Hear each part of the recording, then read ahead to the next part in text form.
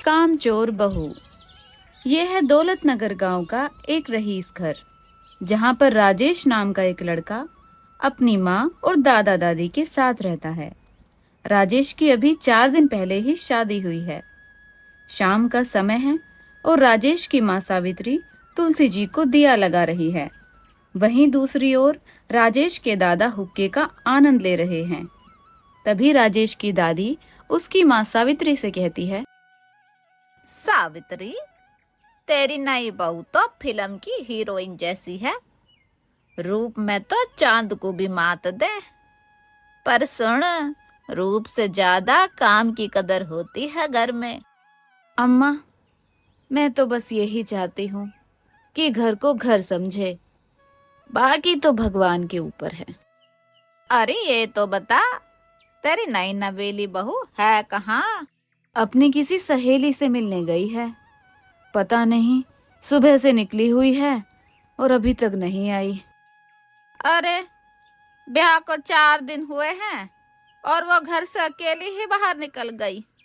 यही होता है जब लव मैरिज वाली बहू घर में आती है। तभी दरवाजे पर एक दस्तक होती है। राजेश गेट पर अपनी नई नवेली पत्नी सलोनी को देखता है। सलोनी एक शहर की स्टाइलिश लड़की है। सलोनी के घर पर ना रहने की वजह से राजेश को घर वालों से काफी कुछ सुनना पड़ता है, इसलिए वो अकेले में ही सलोनी से कुछ सवाल करता है। अरे यार, सुबह की निकली हुई हो, कहाँ थी तुम इतनी देर तक? पता है, सब तुम्हारी बातें कर रहे हैं कि रात होने वाली है और बहू घर से गायब है। ओफो, बताया तो था तुम्हें कि मैं पूजा के घर जा रही हूँ, और तुम ये क्या आउटडेटेड हस्बैंड की तरह सवाल कर रहे हो। इतना कहकर सलोनी आगे बढ़ जाती है। तभी उसकी सास उससे कहती है, बहू, हमारे घर में सबको शाम को चाय पीने की आदत है, तो फटाफट से तू सबके लिए अच्छी सी चाय बना दे। चाय? मम्मी जी, मैं तो अभी अभी कैपेचिनो पीकर आई हूँ, और वैसे भी मैंने नेल पेंट लगाया हुआ है। चाय बनाते हुए ये खराब हो जाएगा। एक्चुअली गीला है ना, आप प्लीज खुद बना लीजिए ना। मैं बहुत थकी हूँ और मेरे सर में भी बहुत ज़्यादा दर्द हो रहा है। थोड़ा सा रेस्ट करूँगी तो ठीक हो जाएगा। और हाँ, डिनर बन जाए तो प्लीज मुझे बता देना। इतना कहकर सलोनी अपने कमरे में चली जाती है और उसके ऐसे जवाब से सभी लोग हैरान हो जाते हैं। तभी उसकी दादी कहती है, अरे वाह, बहू के तो हाथ भी हाई फाई हैं। इसकी गिल्ली नेल पॉलिश के सामने तो हमारी चाय भी बेचारी हो गई। वाह राजेश बेटा, क्या बहू चुनी है तूने। ये तो बहुत सुख देने वाली है तेरी माँ को। दादी, मैं भी आया। अगले ही दिन सलोनी बहुत सुबह सुबह उठ जाती है और उसको सुबह उठा देख दादी उससे कहती है, अरे क्या बात है, आज तो बहू तू जल्दी उठ गई। ले, एक काम कर, ये झाड़ू लगा दे घर में। झाड़ू मैं लगाऊंगी?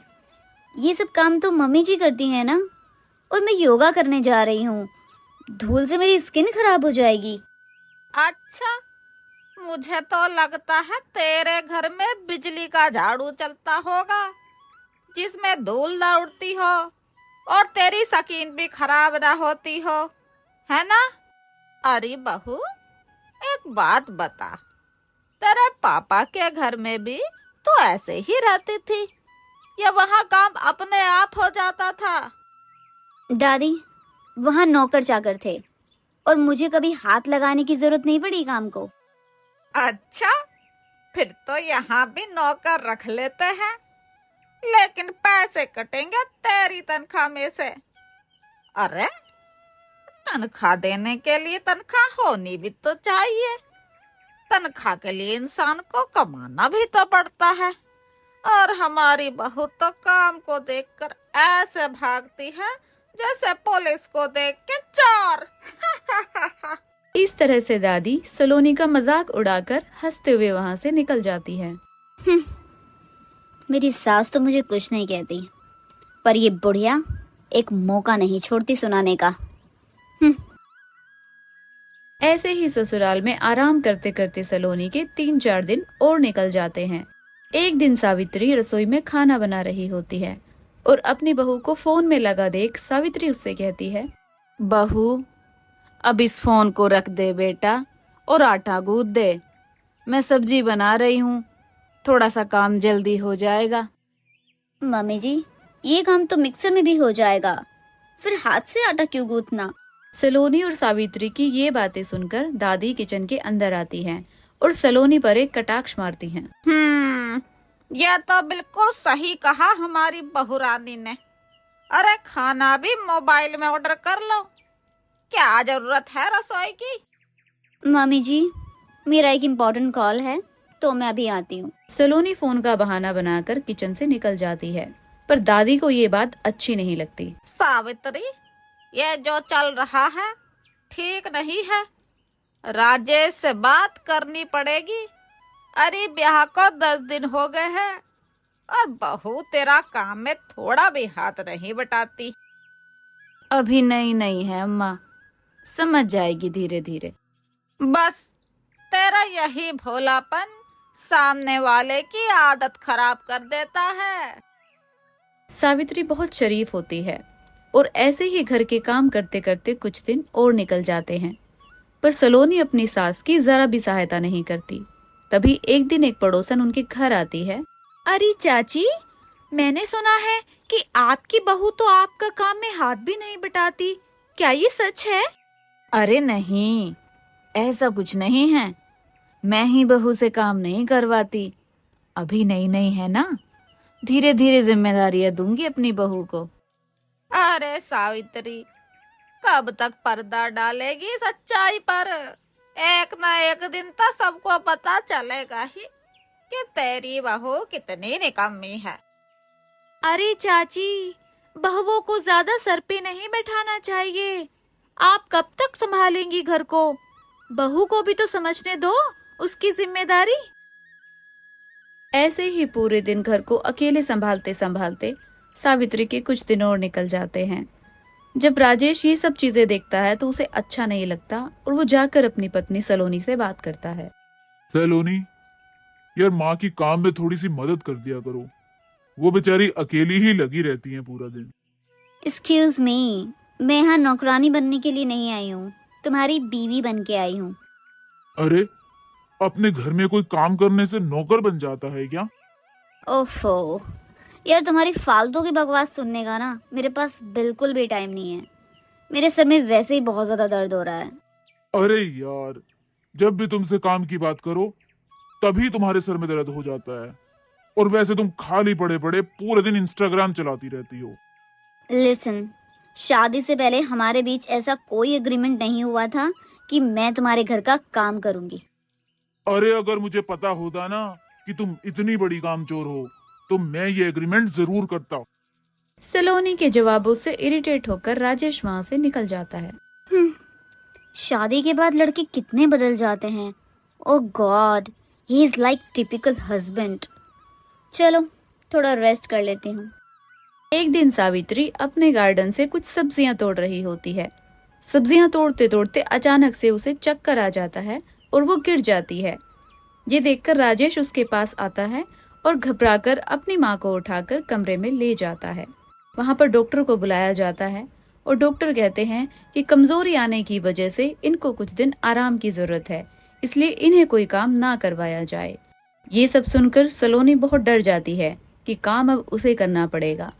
इस तरह से सारी जिम्मेदारी घर की सलोनी पर आ जाती है और वो धीरे धीरे करके काम करना स्टार्ट करती है। एक दिन सलोनी किचन में आटा गूंथ रही होती है और उसके पूरे शरीर पर आटा लगा होता है। ये देखकर राजेश बहुत हंसता है और उससे कहता है, अरे सलोनी, रोटी बनाने के लिए कहा था, आटे में नहाने को नहीं। चुप करो तुम, वरना इस बचे हुए आटे से तुम्हें भी नहला दूंगी। अरे बहू, एक बात बता, ये रोटी है ये राजस्थान का नक्शा?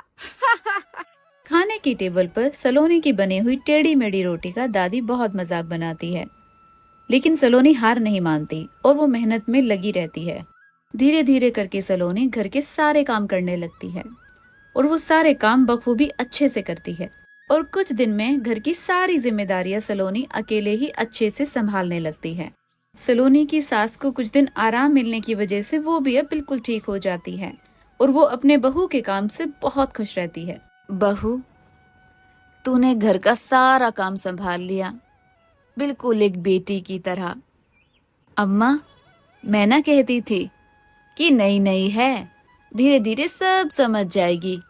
और देखो। अरे वाह, क्या बात है। हमारी कामचोर बहू तो अब घर की शान बन गई है। क्या दादी, आप तो तारीफ भी ताना देकर कर रही हैं। जाओ, मैं आपसे बात नहीं करती।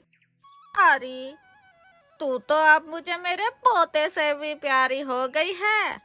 पर हाँ, इस बात को सुन के फिर से पहले वाली कामचोर बहू मत बन जाना। इस तरह से घर की कामचोर बहू एक काम करने वाली सुचारू बहू बन जाती है। तो आपको हमारी कामचोर बहू की कहानी कैसी लगी, कमेंट करके जरूर बताएं। और इसी तरह की प्यारी प्यारी कहानियां देखने के लिए हमारे चैनल को लाइक और सब्सक्राइब करें।